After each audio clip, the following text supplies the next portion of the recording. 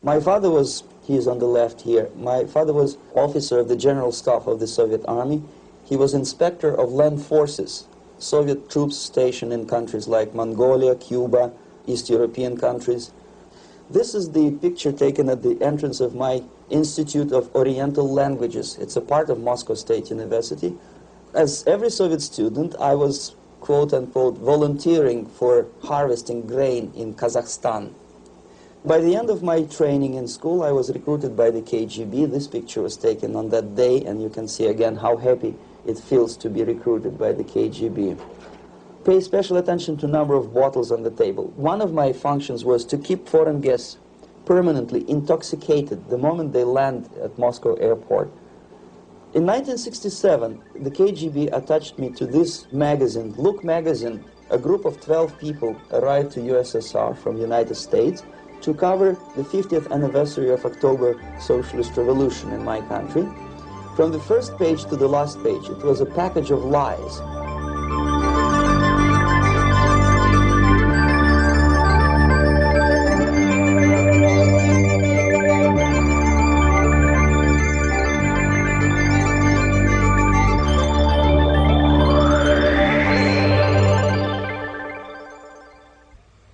Our conversation is with Mr. Yuri Alexandrovich Bezmenov. Mr. Bezmenov was born in 1939 in a suburb of Moscow. He was the son of a high-ranking Soviet Army officer. He was educated in the elite schools inside the Soviet Union and became an expert in Indian culture and Indian languages.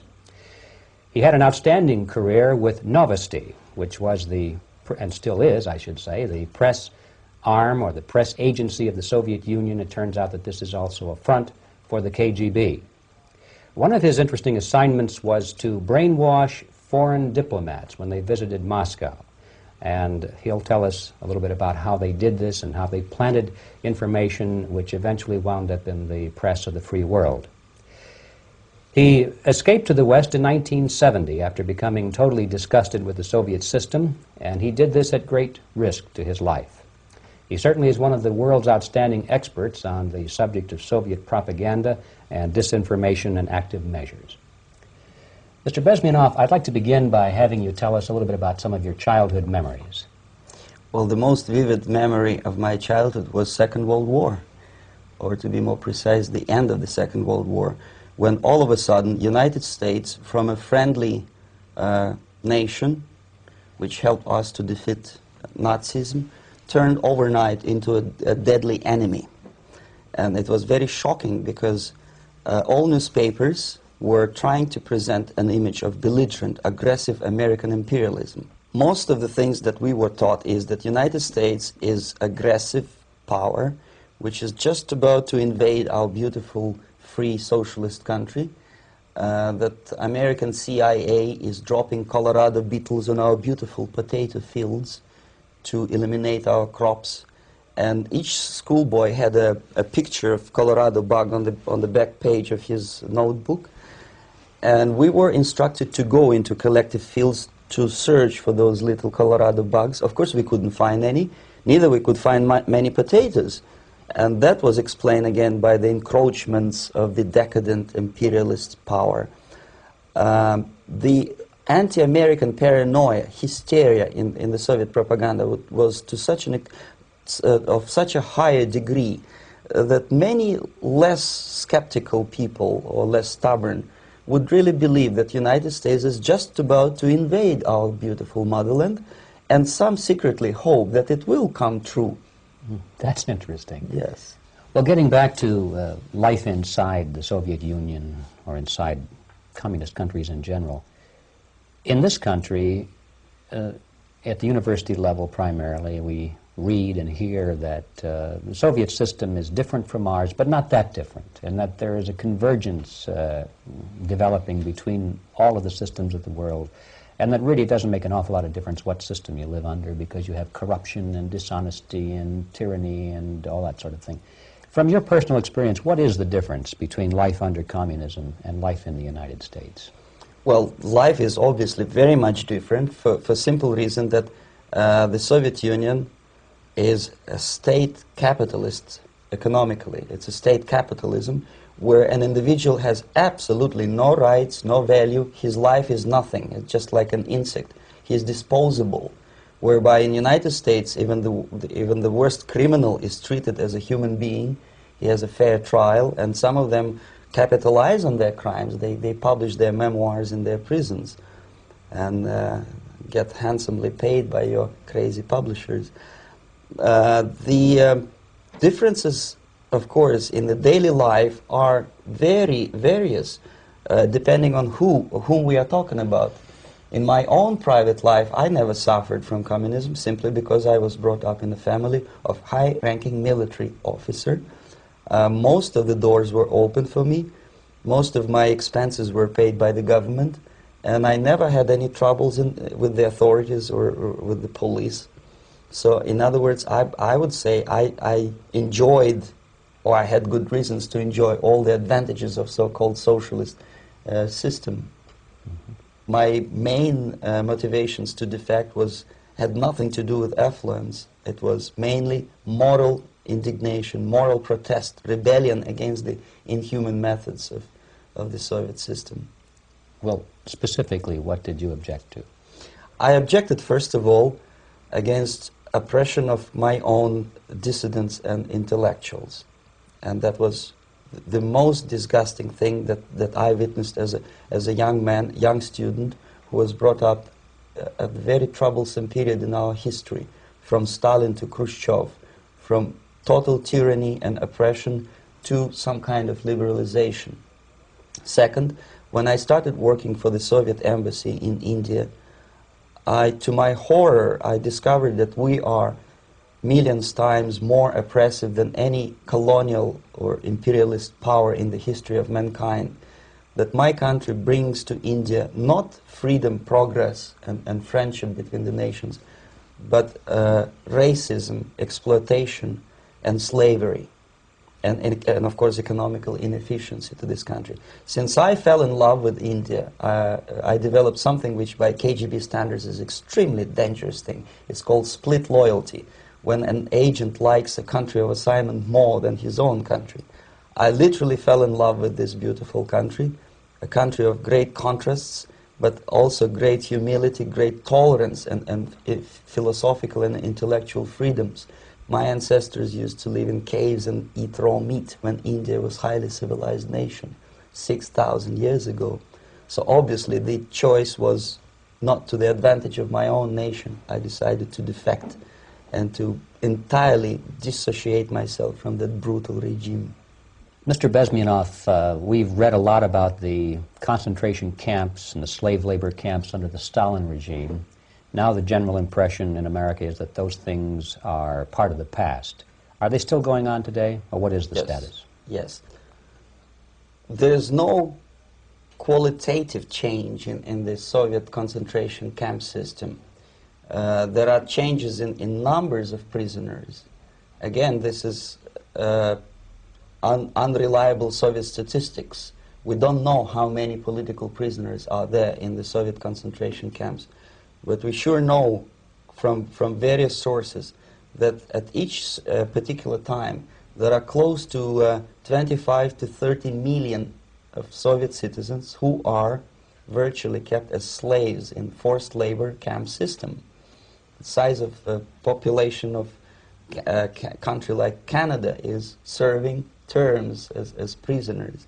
Incredible. So I would say that those intellectuals who try to convince American public that concentration camp system is a thing of a past are either conscientiously misleading public opinion, or they are not very intellectual people. They're selectively blind. They lack intellectual honesty when they say that. Well, we've spoken about the intellectuals in this country and also the intellectuals in the Soviet Union. What about down at the broad mass level? Do the people in general, the working people, the workers in general in the Soviet Union, do they support the system? Do they tolerate it? What is their attitude? Well, average Soviet citizen, if there is such an animal, of course, does not like the system because it hurts, it kills. he may not understand the reasons. He may not have enough information or educational background to understand. But I doubt very much there are many people who are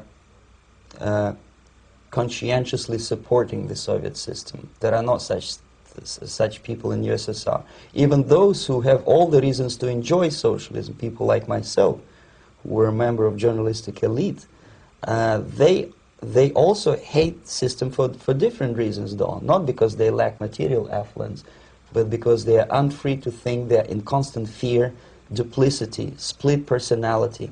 And this is the greatest tragedy for my nation.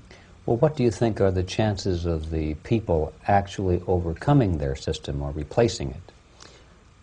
There is a great possibility that system will sooner or later be destroyed from within. There is a self-destructive mechanism built into any socialist or communist or fascist system, because there is lack of feedback, because the system does not rely upon loyalty of population. But until this Soviet junta is being supported by the Western so-called imperialists, that is, multinational companies, establishments, governments, and let's face it, intellectuals, so-called academia in the United States is famous for supporting the Soviet system.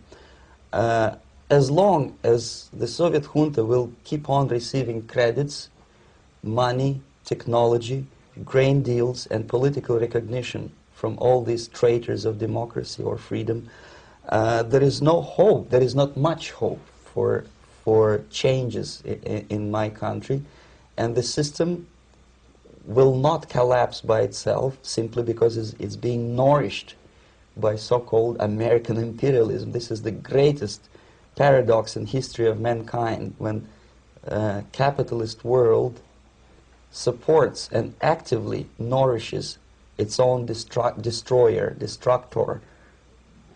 I think you're trying to tell us something Oh, in yes. this country. I'm trying to tell you that it has to be stopped unless you want to end up in Gulag system and enjoy all the advantages of socialist equality. Working for free, catching fleas on your body, sleeping on the planks of plywood in Alaska this time, I guess. That's where Americans will belong, unless they will wake up, of course, and force their government to stop aiding Soviet fascism. Well, you told us a moment ago why you left the system. I'd like to hear the details of how you did it. It must have been a very dangerous thing. It was not so dangerous, it was crazy. First of all, because defecting in India is virtually impossible, thanks to very strong pressure from the Soviet government. Excuse me, you were in India on assignment at that time. Yes, I was working for the Soviet embassy in New Delhi as a press officer. And defecting for a Soviet diplomat is next to impossible. It's a suicide, as I said, because a great friend Indira Gandhi pushed a law through parliament which says, and I quote, "No defector from any country has a right of political asylum in any embassy on the territory of Indian Republic," which is a masterpiece of hypocrisy. No other defector but a Soviet one needs a political asylum. So knowing that perfectly well, I planned a craziest possible way to defect. I studied counterculture in India. There were thousands of young American boys and girls with no shoes, long hair, smoking hash and marijuana, studying sometimes Indian philosophy, sometimes simply pretending that they study. And they greatly annoyed Indian police, and they were laughing stock of Indians because obviously they were good-for-nothing students. I studied carefully where they congregate, what routes they travel, what language they speak, what do they smoke. And one day I simply joined a group of hippies to avoid detection of Indian police. I was dressed as a typical hippie with blue jeans, long camise shirts, with all kind of nice decorations like beads, long hairs. I bought a wig because for several weeks I had to turn myself from a conservative Soviet diplomat into a very progressive American hippie. And that was the only way that I could avoid detection. It was very interesting experience, but it was necessary because from my own knowledge as a member of Soviet embassy staff, I knew that there were many cases when Soviet defectors were betrayed by Indian police, and also some Western embassies played a very dirty role in betraying the Soviet defectors. According to our information, they were some, I wouldn't call them double agents, but simply immoral people working for this for the United States embassy, and confining in people like this would be a suicide. So I had to be extremely careful. I could not trust anyone, and that was the reason for such a crazy way to defect. Well, had you been caught in the act of trying to get out, what would have happened to you? Oh, most likely I would end up in concentration camp, or depending on the situation and on the whim of some bureaucrat in KGB, maybe even executed. This is normal practice, quietly, of course, not publicly. But that would be the end of my defection, of course. Well, when did you finally make it to the United States? In 1970, after about 6 months of debriefing in Athens by the CIA, and I presume FBI too, they let me go first to Germany, then to Canada. That was my decision. I had to change my identity to protect my family and my friends in USSR. And also I was a little bit paranoid knowing that both Soviet KGB and probably some double agents within the American system may be after me. So I wanted to settle down as far away as possible. I requested CIA to give me some kind of new identity and just let me go on my own. And I settled in Canada. I was a student. I changed many professions, from farm help and laundry truck driver to language instructor and broadcaster for Canadian Broadcasting Corporations in Montreal. Well, have you had any threats on your life or any Yes. unpleasant In about 5 years, KGB eventually discovered that I am working for Canadian Broadcasting. I made a very big mistake. I started working for overseas service of CBC, which is similar to Voice of America, in Russian language. And of course, monitoring service in USSR picked up every new voice. Every new announcer, they would make it a point to discover who he is. And in 5 years, sure enough, slowly but surely, they discovered that I am not Thomas Schumann, that I am Yuri Alexandrovich Bezmenov, and that I am working for Canadian Broadcasting, and undermining beautiful détente between Canada and USSR. And the Soviet ambassador Alexander Yakovlev made it his personal effort to discredit me. He complained to Pierre Trudeau, who is known to be a little bit soft on socialism. And the management of CBC behaved in a very strange, cowardly way, unbecoming to representatives of an independent country like Canada. They listened to every suggestion that Soviet ambassador gave, and they started shameful investigation, analyzing content of my broadcasts to USSR. And sure enough, they discovered that some of my statements were probably would be offending to the Soviet Politburo. So I had to leave my job. And of course, subtle intimidations. They would say something like, please cross the street carefully because, you know, traffic is very heavy in Quebec. And fortunately, I know about the psychology and the logic of activity of the KGB, and I never allowed myself to be intimidated. This is the worst thing. This is what they expect a person, a defector, to be intimidated. Once they spot that you are scared, they keep on developing that line And then eventually you either have to give up entirely and work for them, or they neutralize you. They would definitely stop all kind of political activity, which they failed to do in my case, because I was stubbornly working for the Canadian Broadcasting. And in response to their intimidations, I said that, look, this is a free country, and I am as free as you are. And I also can drive very fast. And gun control is not yet established in Canada, so I had a couple of good shotguns in my basement. So welcome to visit me someday with your Kalashnikov's machine guns. So obviously it didn't work. Intimidation didn't work. So they tried different approach, as I described. They approached on the highest level, on the level of Canadian bureaucracy. And at that level they were successful. On that level they were successful. On individual level they failed flat.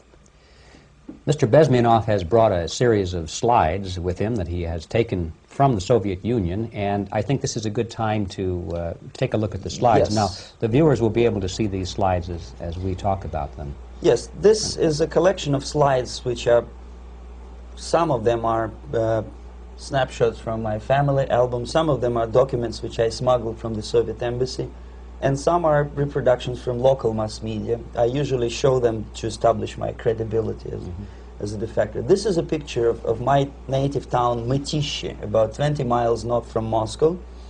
Characteristically, there is a statue of Comrade Lenin in the central square. This is myself at the age of 7, again, characteristically, under the statue of Comrade Stalin, extending his friendly hand to peoples of the world. At that age, of course, I was still idealistically minded young communist, and I still believe that sooner or later things will go for better. But I realized that the system stinks, that something is fishy, and that ideology is fake. And the propaganda about advanced Soviet agriculture simply didn't meet the criteria of reality. If they talk about abundance of food and there is none in the stores, there must be something wrong. My father was, he is on the left here, my father was officer of the General Staff of the Soviet Army. He was inspector of land forces, Soviet troops stationed in countries like Mongolia, Cuba, East European countries. Were he alive today, most likely he would be inspecting Soviet troops in Nicaragua, Angola, and many other parts of the world. Fortunately, he died, and he didn't see the disgrace, because deep inside he was a Russian patriot. He didn't like the idea of expanding Soviet military might, especially in the areas where we were not welcomed at all. Unlike many other military officers, he was reporting directly to the Minister of Defense, bypassing KGB and diplomatic service. In other words, he was a trusted military professional. And my impression that this type of people are much less hawkish and adventuristic than party bureaucrats in Kremlin. When American mass media describes Soviet military as potentially dangerous counterpart for Pentagon, I simply laugh, because I know better. I know that the most dangerous part of the Soviet power structures are not military at all. Most likely, if they come to power in my country, they'll be more sensible negotiators for nuclear disarmament and withdrawal of the Soviet troops from many parts of the world. But if someone from the party structure or the KGB structure were to give the orders for a military intervention, they have to obey, they would follow, because they are professional military. But they, you see, the triangle of power and hate in USSR is the party at the top, the party elite, the oligarchy of the party, then the military and the KGB at the bottom. They hate each other. And the most hated triangle, the most hated corner of the triangle is the Communist Party bureaucrats. They are the most adventuristic, senile megalomaniacs. They can start war, I wouldn't be surprised. Not the military. They know what war is. At least my father did. This is the picture taken at the entrance of my Institute of Oriental Languages. It's a part of Moscow State University. I graduated in 1963. And now, excuse me, which one were you on? I am on the right. You're on the right. And on the left is my my schoolmate Vadim Smirnov, who later was a apparatchik in the Central Committee of the Soviet Union Communist Party. What is an apparatchik? It's a functionary, something like civil service in British Empire. Someone who is never fired from the service. He stays there internally. He may not be promoted too high, but he's a dependable bureaucrat who will stay forever. I studied not only languages, but also history, literature, even music. I'm on this picture, I'm trying to learn how to play Indian musical instrument. I even tried to look like an Indian when I was second-year student. Not bad, really. Yes, actually it was strongly encouraged by the instructors in my school, because the graduates of my school were later on employed as diplomats, foreign journalists, or spies. As every Soviet student, I was quote-unquote volunteering for harvesting grain in Kazakhstan. This is the biggest agricultural blunder of the Soviet government. But I didn't have much choice, of course, because the communist motto borrowed from the Bible says, "Those who do not work shall not eat." And you can see me eating, therefore I was working, and you can see how happy I was about it. I went through a very extensive physical and military training, including the military games in areas, suburban areas of Moscow. And here, for example, we are on the tour in Arkhangelsk area. And by the end of my training in school, I was recruited by the KGB. This picture was taken on that day, and you can see again how happy it feels to be recruited by the KGB. Our conversation with Yuri Alexandrovich Bezmenov, who is a defector from the Soviet Union, a former propaganda agent for Novosti and the KGB, will continue after this message.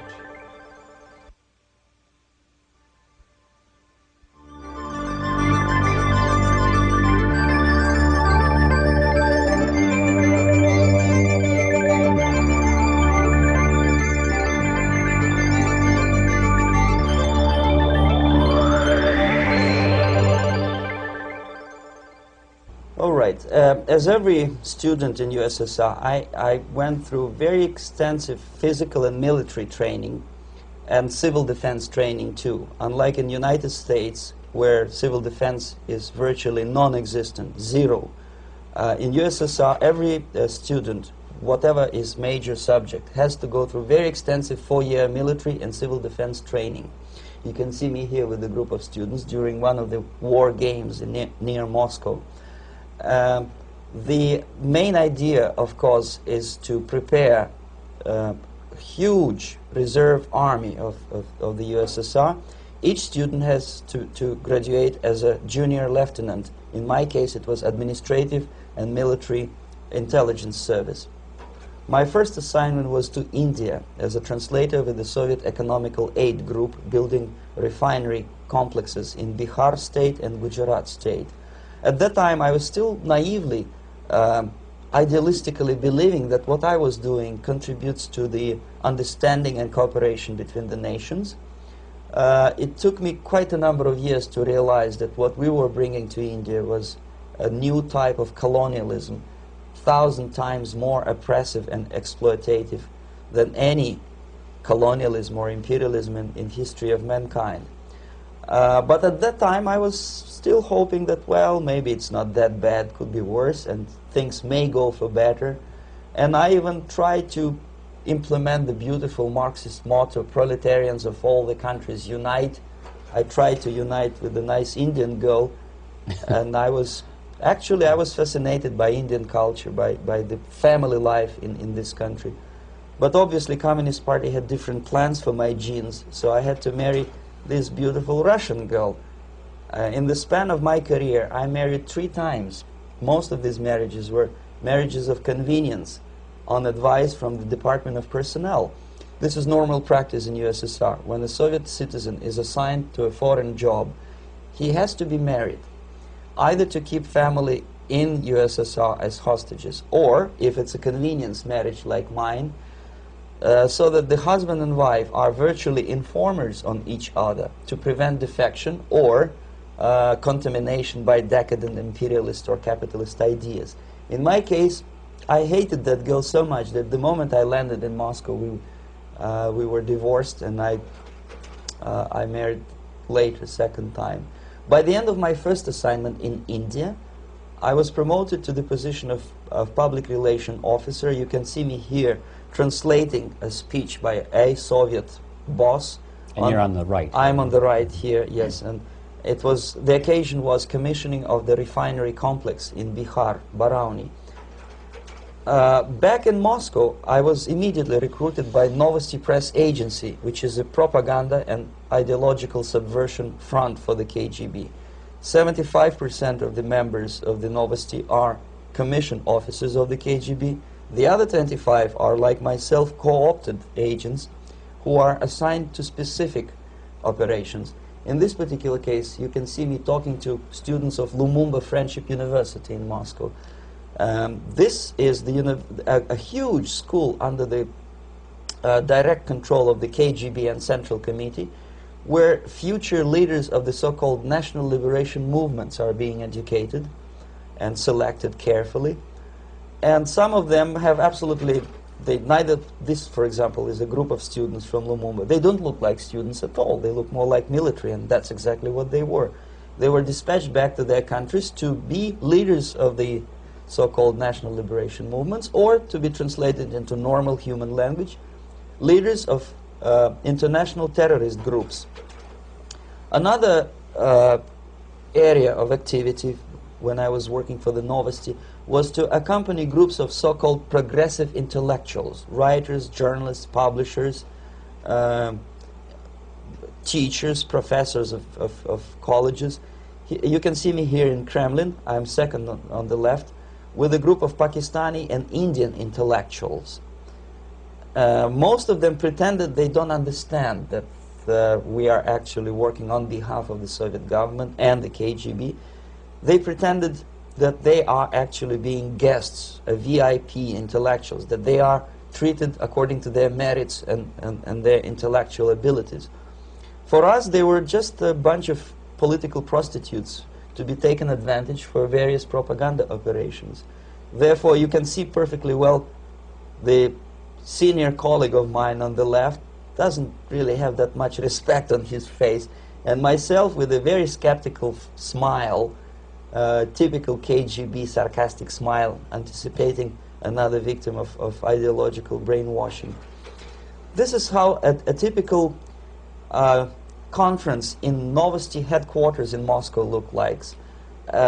Sitting in the middle is Boris Burkov, the then director of Novosti Press Agency, high-ranking party bureaucrat in the Department of Propaganda. I am standing next to a famous Indian poet, Sumitranandan Pant. He was famous because he was an author. He was the author of a famous poem titled Rhapsody to Lenin. That's why he was invited to USSR, and everything was paid by the Soviet government. Pay special attention to number of bottles on the table. This is one of the ways to kill the awareness or curiosity of foreign journalists. One of my functions was to keep foreign guests permanently intoxicated the moment they land at Moscow airport. I had to take them to the VIP lounge and toast to friendship and understanding between the nations of the world. Glass of vodka, then a second glass of vodka. And in no time, my guests would be feeling very happy. They would see everything in kind of pink, nice color. And that's the way I had to keep them permanently for the next 15 or 20 days. At a certain point in time, I had to withdraw alcohol from them so that some of them who are the most recruitable would feel a little bit shaky, guilty, trying to remember what they were talking last night. That's the time to approach them with all kind of nonsense, such as joint communique or statement for Soviet propaganda. That's the time they are the most flexible. And of course, what they didn't understand, they didn't realize or pretended not to realize, that myself, who was drinking together with them, was not drinking at all. I had ways to get rid of alcohol through various techniques, including special pills which were given to me by my colleagues. But they were taking it seriously. In other words, they would consume quite a large volumes of alcohol and feel quite uneasy next morning. In 1967, the KGB attached me to this magazine, Look magazine. A group of 12 people arrived to USSR from United States to cover the 50th anniversary of October Socialist Revolution in my country. From the first page to the last page, it was a package of lies, propaganda cliché, which were presented to American readers as opinions and deductions of American journalists. Nothing could be far from truth. These were not opinions. They were not opinions at all. They were the clichés which the Soviet propaganda wants American public to think that they think. If it does make any sense at all. It sure does, because from the viewpoint of the Soviet propaganda, although there are some subtle criticisms of the Soviet system, the basic message is that Russia today is a nice, functioning, efficient system supported by majority of population. That's the biggest lie. And of course, American intellectuals and journalists from Look magazine elaborated on that untruth in various different ways. They intellectualized that lie. They found all kinds of justifications for telling lies to American public. Excuse me, it was partly your job to make sure that they got these ideas, yes, and accepted them as their own ideas. Right. Actually, even before they arrived to USSR, and they paid astronomical sum of money for that visit, they were submitted, this Novosti Press Agency developed so-called backgrounders, 20-25 pages of information and opinions which were presented to the journalists even before they bought their tickets to Moscow. They had to analyze the situation, and judging on their reaction to that backgrounder, the local Novosti representative or local Soviet diplomat in Washington, D.C. would assess whether they be given visa to USSR or not. So but they were selected ahead of time. Yes, they were pre-selected very carefully, and there is not much chance for honest journalists to arrive to USSR and to stay there for 1 year and to bring this package of lies back home. This, for example, is a centerfold of the Look magazine. They presented this monument erected by Communist Party in Stalingrad as the symbol, personification of Russian military might. And they said in the article, which is published on the site, that Soviets are very proud of the victory in the Second World War. This is another big myth, a lie. No sensible people would be proud to lose 20 millions of their countrymen in a war which was started by Genoese Hitler and Comrade Stalin and paid by American multinationals. Most of the Soviet citizens look at this type of monuments with disgust and sorrow, because every family lost father, brother, sister, or child in the Second World War. Yet American journalists who were trying to appease, to please their hosts, presented this picture on the centerfold as the symbol and personification of Soviet national, they call it Russian national spirit. And it was greatest misconception and a very tragic misunderstanding. Of course, Look magazine was not distributed in USSR. The main audience was in United States. But I presume that many Americans, millions of Americans who were reading Look magazine at that time, had absolutely wrong idea about the sentiments of my nation, about what the Soviets are proud of and what they hate. This is a group, you see the same lady with the sword in Stalingrad. This is the group of journalists. Myself is in the center with the same devilish smile. And Mr. Philip Harrington is on the extreme left there with his camera. This is the gentleman which was so deaf or so uninterested in what I had to say to him. This is the same picture, a blow-up of the same picture. Many guests from various countries, in this particular case from Asia and Africa, were taken by me as a Novosti Press Agency employee for a tour across Siberia, for example. We would show them typical kindergarten, you see, nothing special by American standards, just nice children sitting, eating their breakfast or lunch. What they could not understand, or they pretended not to understand, that this is an exemplary kindergarten. This is not the kindergarten for average person or average family in USSR. And we maintain that illusion in their minds. You can see myself under the red spot in the middle there, with the same business-like expression. I'm doing my job. That's what I'm assigned to do, and that's what I was paid to do. But deep inside, I still hope that at least some of these useful idiots would understand that what they are looking at has nothing to do with the level of affluence in my nation. This is a better picture which reflects the true spirit of the Soviet childhood. This picture was printed in a Canadian government publication by mistake.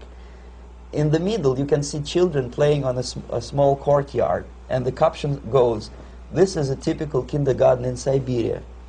What these idiots didn't understand, that it is not kindergarten at all. It is a prison for children of political prisoners. But there was not a single mentioning that what they were visiting actually was an area of concentration camps. And the job of people like myself to help them to not to notice that they are actually talking to prisoners. Most of the children were dressed, especially on the occasion of the foreigners' visit. Of course, there were no corpses on the ground. There were no machine gun guards. And well, it looks not very pleasant, as you see.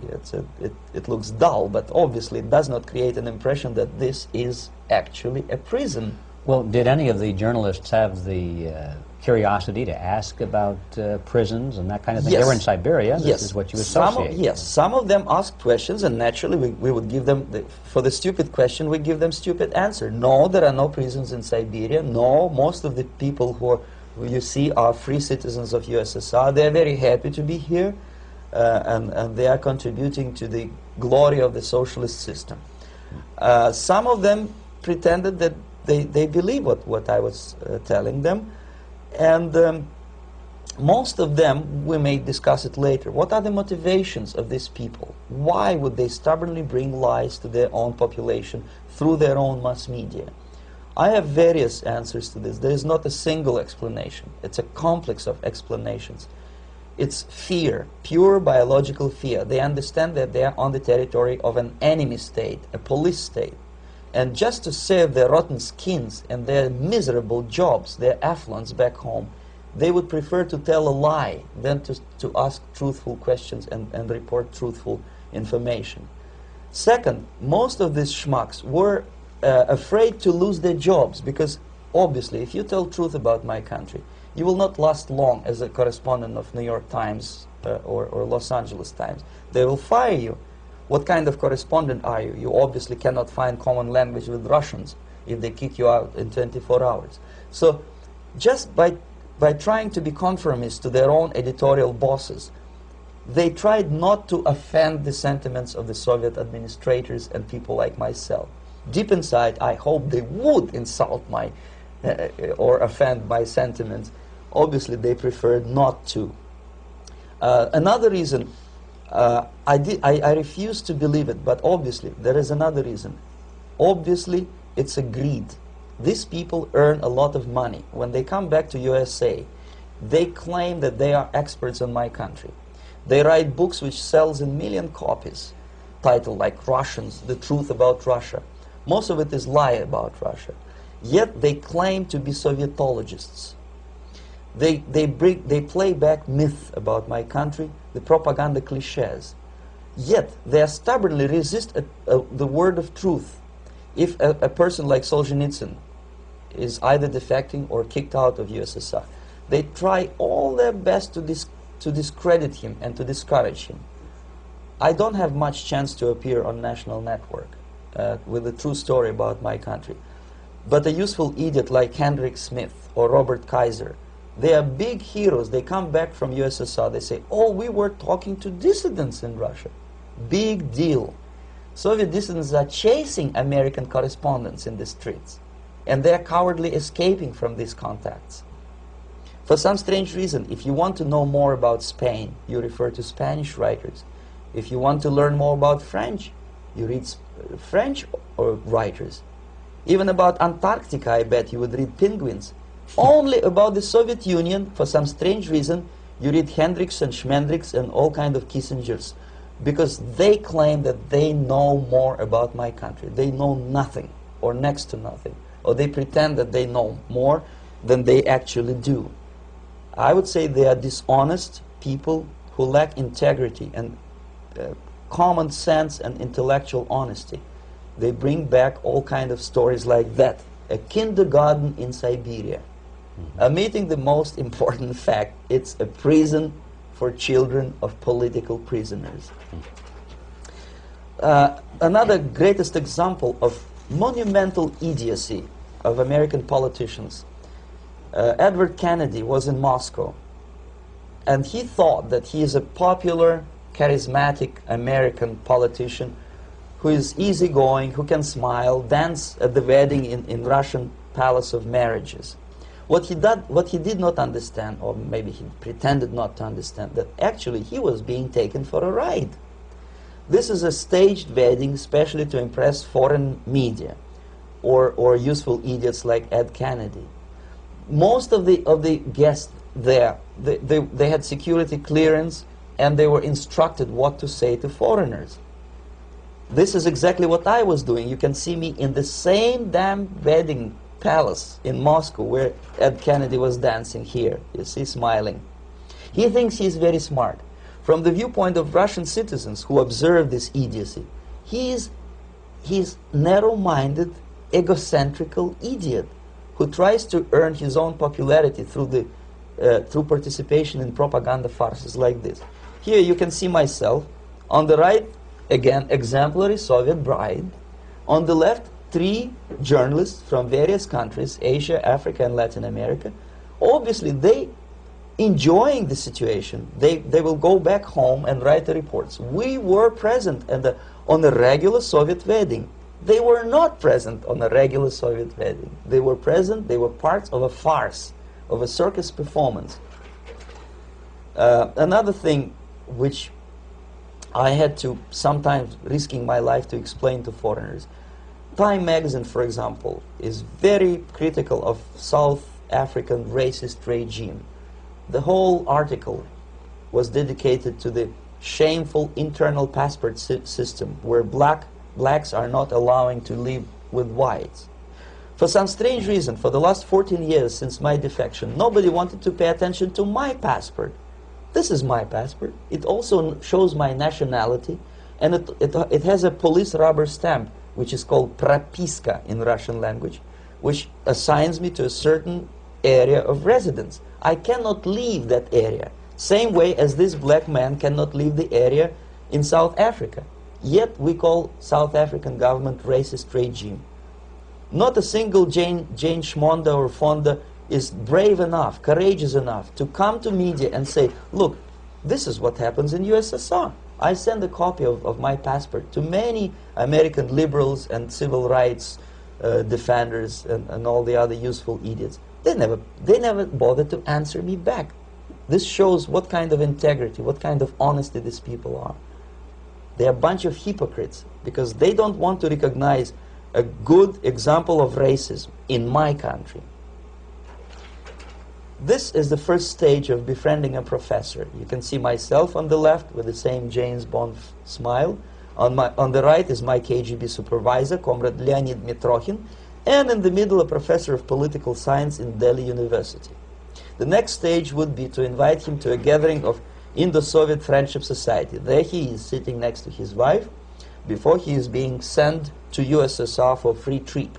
Everything is paid by the Soviet government. He was made to believe that he is invited to USSR because he is a talented, sober-thinking intellectual. Absolutely false. He is invited because he is a useful idiot, because he would agree and subscribe to most of the Soviet propaganda cliché. And when he is coming back to his own country, he is going for years and years to teach the beauties of Soviet socialism to newer and newer generations of his students, thus promoting the Soviet propaganda line.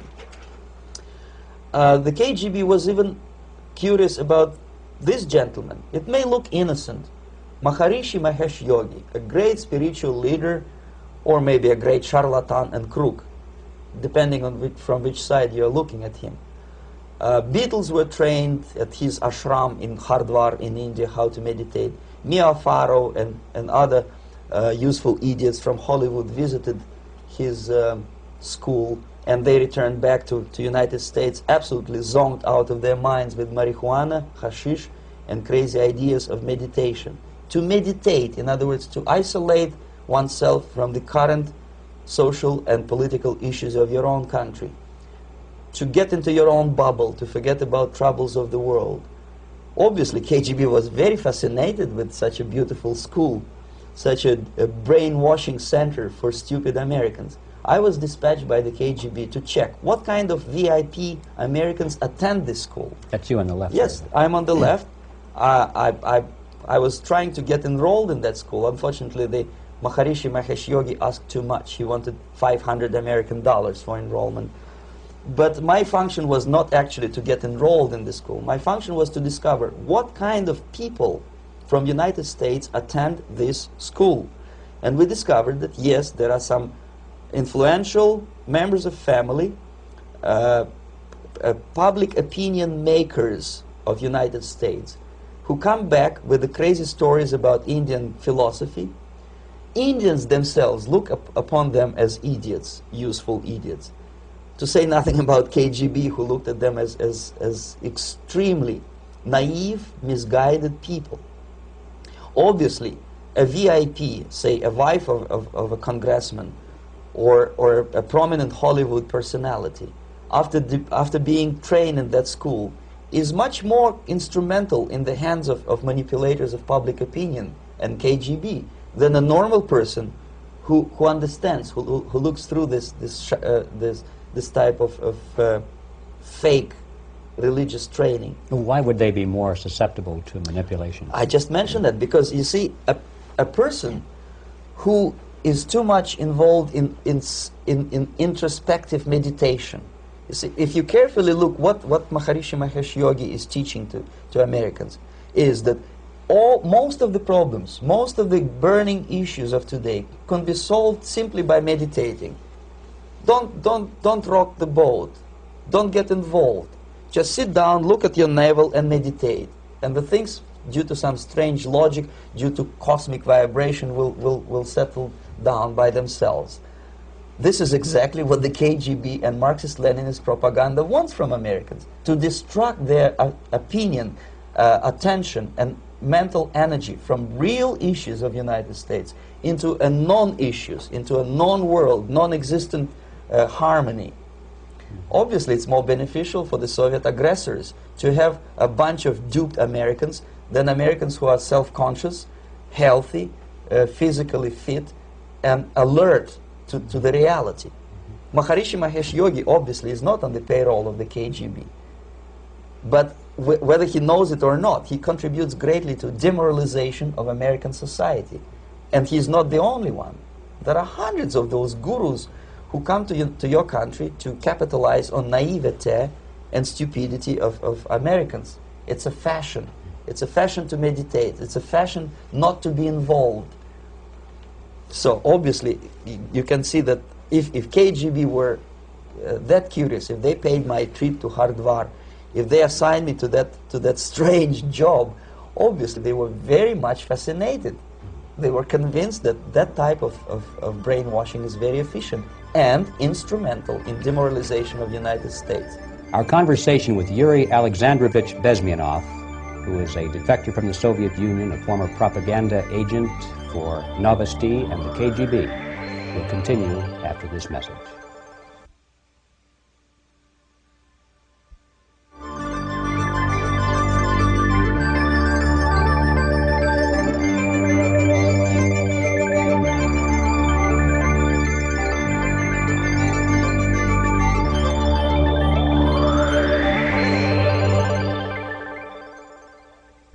This picture shows the part of the building of USSR embassy, and my supervisors. On the left is Comrade Mehdi, an Indian communist, and on the right, Comrade Mitrokhin, my supervisors in the secret department of research and counter-propaganda.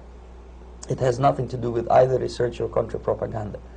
Most of the activity of that department was to compile huge volume of information on individuals who were instrumental in creating public opinion. Publishers, editors, journalists, actors, educationalists, professors of political science, members of parliament, representatives of business circles. Most of these people were divided roughly in two groups. Those who would toe the Soviet foreign policy, they would be promoted to the positions of power through media and public opinion manipulation. Those who refused the Soviet influence in their own country would be character assassinated or executed physically come revolution. Same way as in the small town of Hue in South Vietnam, several thousands of Vietnamese were executed in one night when the city was captured by Viet Cong for only 2 days. And American CIA could never figure out how could possibly communists know each individual, where he lives, where to get him, and would be arrested in one night, basically in some 4 hours before dawn, put on a van, taken out of the city limits and shot.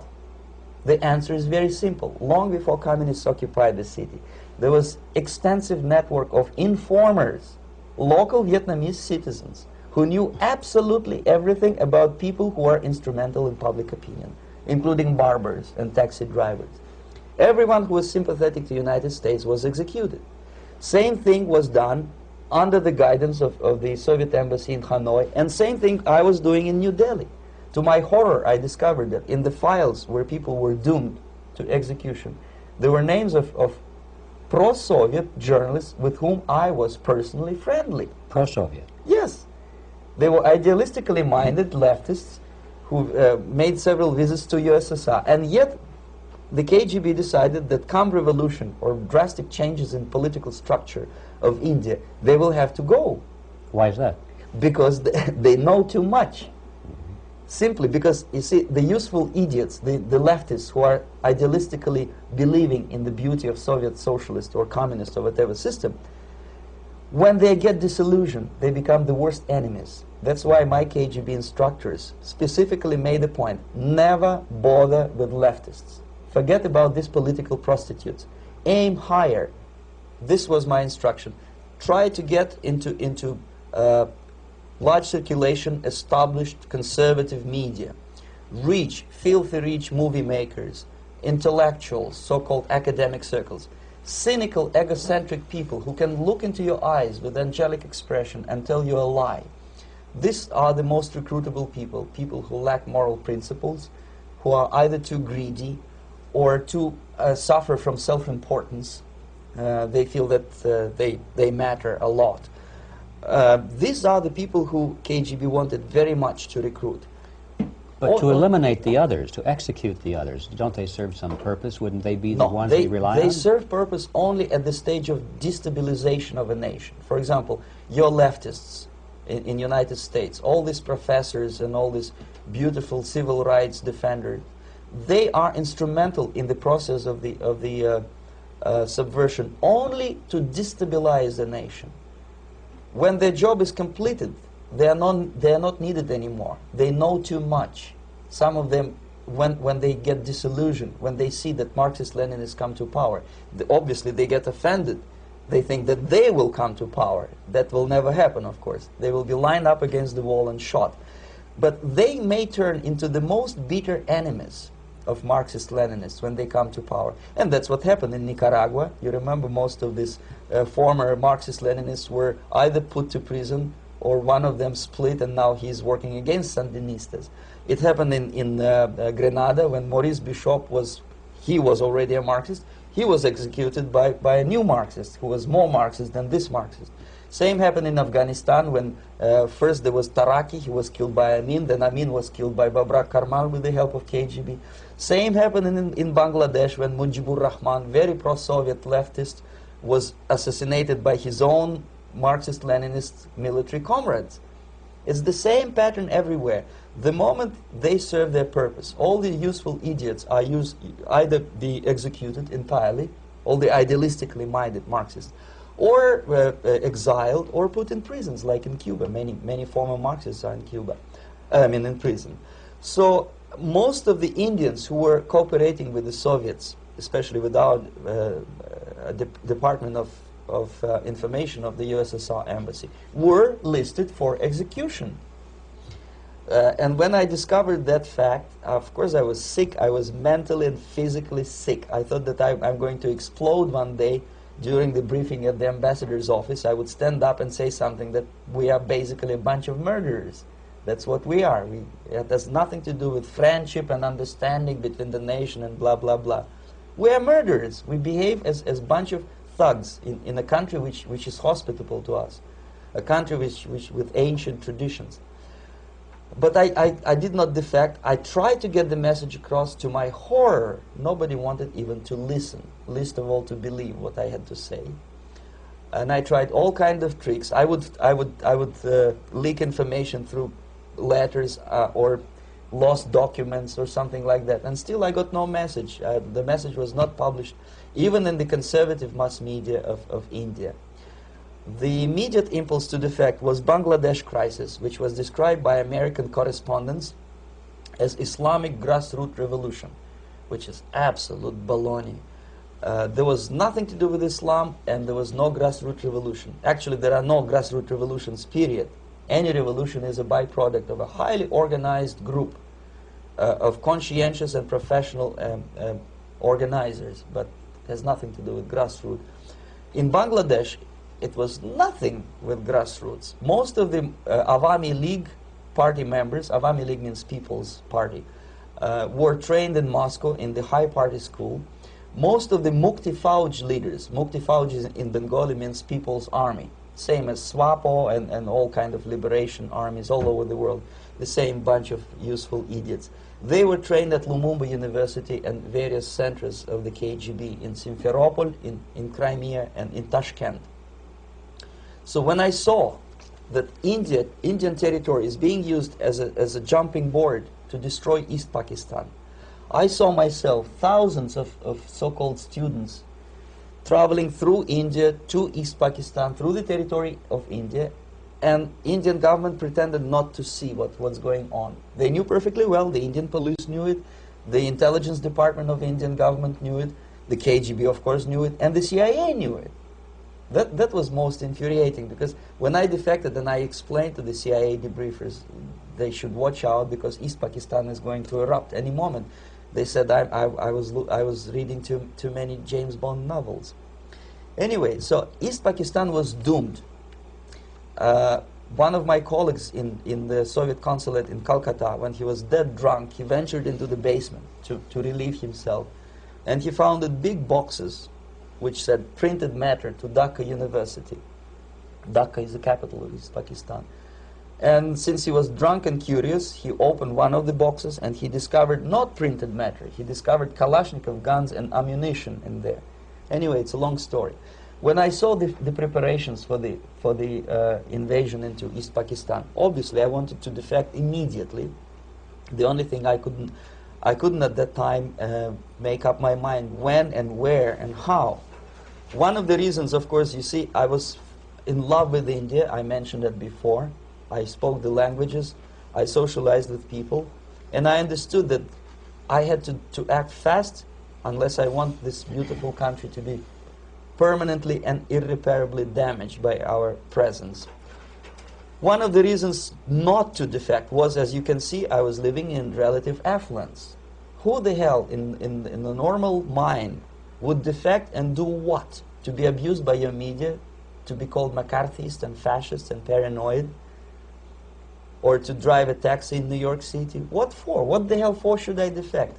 To be abused by Americans, to be insulted in exchange for my effort to bring the truthful information about impending danger of subversion. As you can see, I was living in quite a comfortable conditions next to swimming pool, where Indians were not allowed, by the way.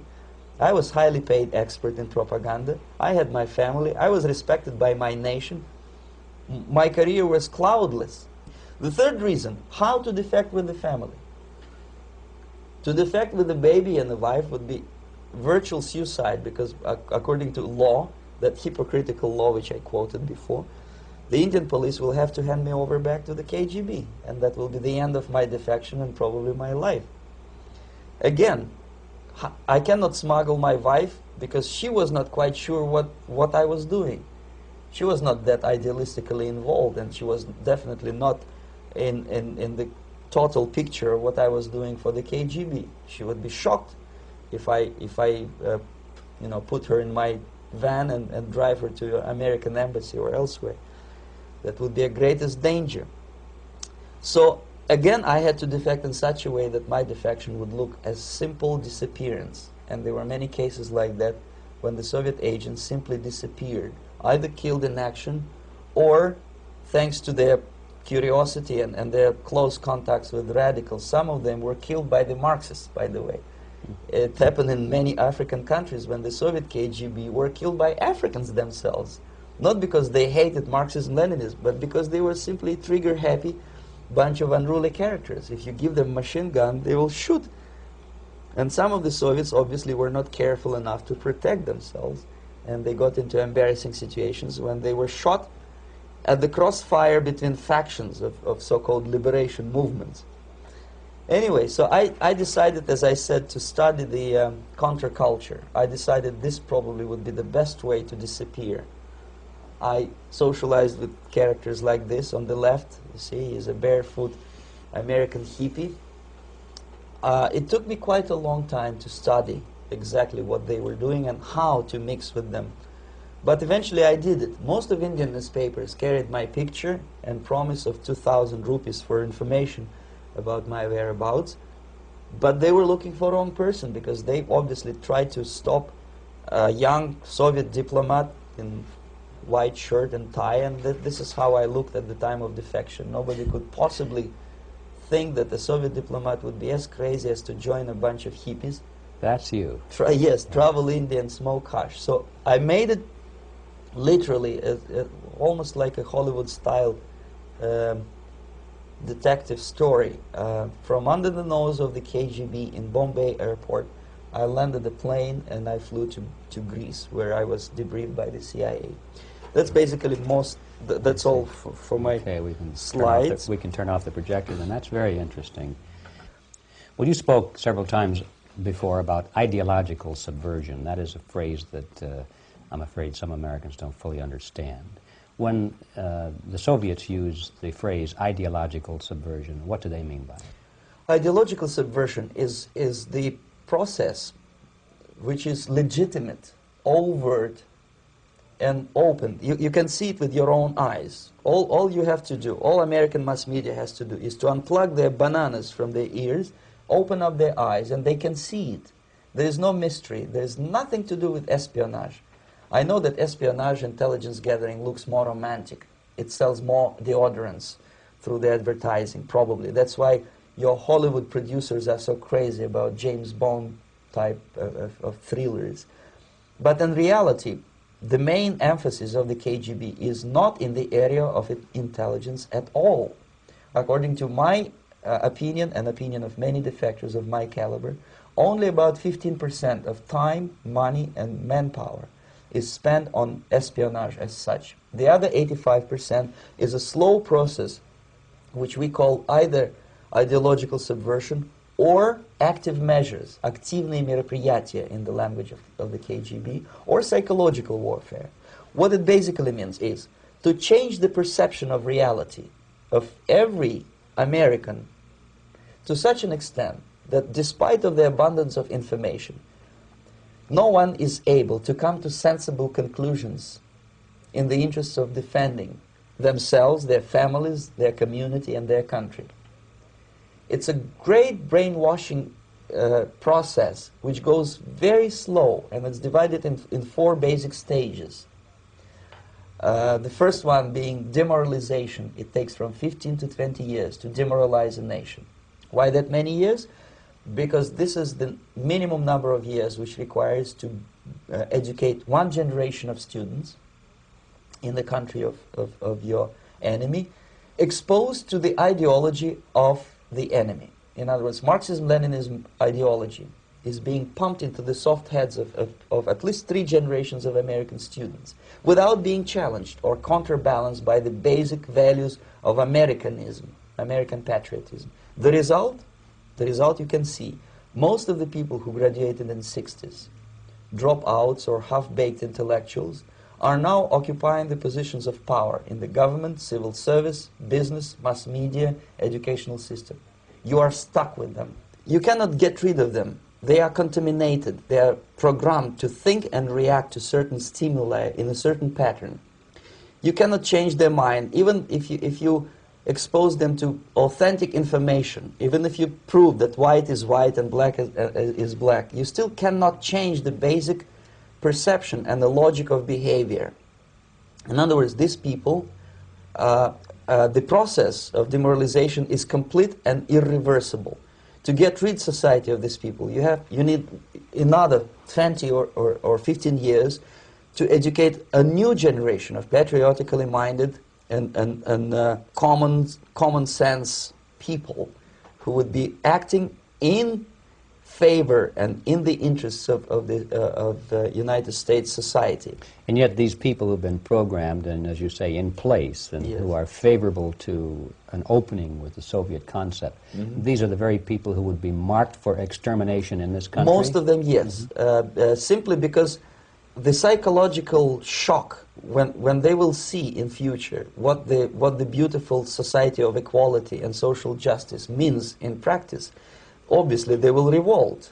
They will be very unhappy, frustrated people. And the Marxist-Leninist regime does not tolerate these people. Obviously they will join the links of dissenters, dissidents.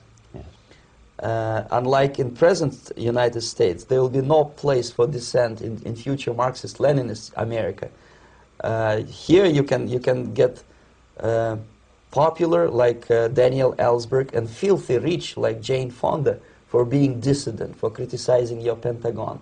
In future, these people will be simply squashed like cockroaches. Nobody is going to pay them nothing for their beautiful, noble ideas of equality. This they don't understand, and it will be a greatest shock for them, of course. The demoralization process in the United States is basically completed already. For the last 25 years. Actually, it's overfulfilled, because demoralization now reaches such areas where previously not even Comrade Andropov and all his experts would even dream of such a tremendous success. Most of it is done by Americans to Americans, thanks to lack of moral standards. As I mentioned before, exposure to true information does not matter anymore. A person who was demoralized is unable to assess true information. The facts tell nothing to him. Even if I shower him with information, with authentic proof, with documents, with pictures, even if I take him by force to the Soviet Union and show him concentration camp, he will refuse to believe it until he is going to receive a kick in his fat bottom. When a military boot crashes his balls, then he will understand, but not before that. That's the tragic of the situation of demoralization. So basically America is stuck with demoralization, and unless, even if you start right now, here, this minute, you start educating new generation of Americans, it will still take you 15 to 20 years to turn the tide of ideological perception of reality back to normalcy and patriotism. The next stage is destabilization. This time, subverter does not care about your ideas and the patterns of your consumption. Whether you eat junk food and get fat and flabby, doesn't matter anymore. This time, and it takes only from 2 to 5 years to destabilize a nation, what matters is essentials: economy, foreign relations, defense systems.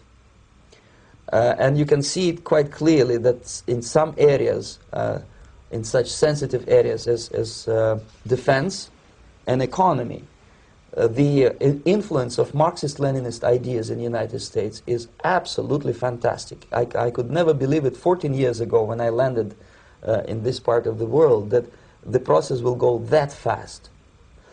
The next stage, of course, is crisis. It may take only up to 6 weeks to bring a country to the verge of crisis. You can see it in Central America now. And after crisis, with a violent change of power, structure, and economy, you have so-called the period of normalization. It may last indefinitely. Normalization is a cynical expression borrowed from Soviet propaganda. When the Soviet tanks moved into Czechoslovakia in '68, Comrade Brezhnev said, "Now the situation in brotherly Czechoslovakia is normalized." This is what will happen in the United States if you allow all these schmucks to bring the country to crisis, to promise people all kind of goodies and the paradise on earth, to destabilize your economy, to eliminate the principle of free market competition, and to put a big brother government in Washington, D.C., with benevolent dictators like Walter Mondale, who will promise lots of things, never mind whether the promises are fulfillable or not. He will go to Moscow to kiss the bottoms of new generation of Soviet assassins, never mind. He will create false illusions that the situation is under control. Situation is not under control. Situation is disgustingly out of control. Most of the American politicians, media, and educational system trains another generation of people who think they are living at a peacetime. False. United States is in the state of war, undeclared total war against the basic principles and the foundations of this system. And the initiator of this war is not Comrade Andropov, of course. It's the system. However ridiculous it may sound, the world communist system or the world communist conspiracy, whether I scare some people or not, I don't give a hoot. If you are not scared by now, nothing can scare you. But you don't have to be paranoid about it. What actually happens now, that unlike myself, you have literally several years to live on unless the United States wake up. The time bomb is ticking. With every second, the disaster is coming closer and closer. Unlike myself, you will have nowhere to defect to, unless you want to live in Antarctica with penguins. This is it. This is the last country of freedom and possibility. Okay, so what do we do? What is your recommendation to the American people? Well, the immediate thing that comes to my mind is, of course, there must be a very strong national effort to educate people in the spirit of real patriotism, number one. Number two, to explain them the real danger of socialist, communist, whatever, welfare state, big brother government. If people will fail to grasp the impending danger of that development, nothing ever can help United States. You may kiss goodbye to your freedom, including freedoms to homosexuals, to prison inmate. All this freedom will vanish, evaporate in 5 seconds, including your precious lives. The second thing, the moment at least part of United States population is convinced that the danger is real, they have to force their government. And I'm not talking about sending letters, signing petitions, and all this beautiful, noble activity. I'm talking about forcing United States government to stop aiding communism. Because there is no other problem more burning and urgent than to stop the Soviet military-industrial complex from destroying whatever is left of the free world. And it is very easy to do. No credits, no technology, no money, no political or diplomatic recognition, and of course no such idiocy as grain deals to USSR. The Soviet people, 270 millions of Soviets, will be eternally thankful to you if you stop aiding a bunch of murderers who sit now in Kremlin and whom President Reagan respectfully calls government. They do not govern anything, least of all such complexity as the Soviet economy. So basic, two very simple, maybe too simplistic answers or solutions, but nevertheless they are the only solutions. Educate yourself, understand what's going on around you. You are not living at the time of peace. You are in a state of war, and you have precious little time to save yourself. You don't have much time, especially if you are talking about young generation. There's not much time left for convulsions and sexual masturbation to the beautiful disco music. Very soon it will go, just overnight. If we are talking about capitalists or wealthy businessmen, I think they are selling the rope on which they will hang very soon. If they don't stop, if they cannot curb their unsettled desire for profit, and if they keep on trading with the monster of the Soviet communism, they are going to hang very soon. And they will pray to be killed, but unfortunately they will be sent to Alaska probably to manage industry of slaves. It's simplistic. I know it sounds unpleasant. I know Americans don't like to listen to things which are unpleasant. But I have defected not to tell you the stories about such idiocy as microfilm, James Bond type espionage. This is garbage. You don't need any espionage anymore. I have come to talk about survival. It's a question of survival of this system. You may ask me, what is it in for me? Survival, obviously, because unlike, as I said, I am now in your boat. If we sing together, we'll sing beautifully together. There is no other place on this planet to defect to.